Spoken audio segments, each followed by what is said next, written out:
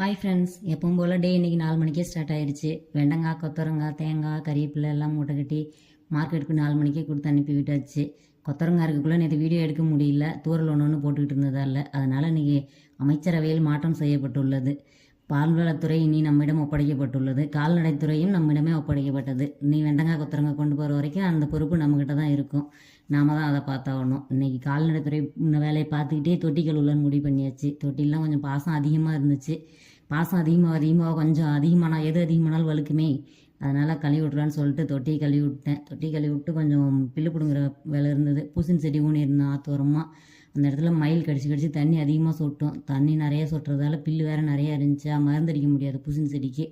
அதனால் போய் களை வெட்டலான்ட்டு காலையிலே பிளான் பண்ணியிருந்தேன். கொஞ்சம் ஈரமாக இருந்ததால் கொஞ்சம் வெயில் வரட்டுன்ட்டு போனேன். அது என்னடானா நான் போன நேரம் சரியான வெயில்.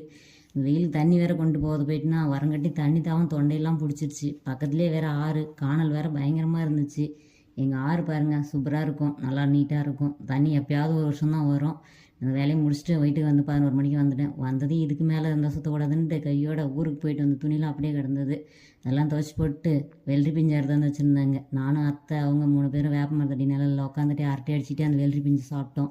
இன்றைக்கி டே எனக்கு மதியம் வரைக்கும் இப்படி தான் போச்சு. உங்களுக்கு எப்படி போச்சு? பிடிச்சிருந்துச்சின்னா சப்ஸ்கிரைப் பண்ணிக்கோங்க, லைக் பண்ணிக்கோங்க.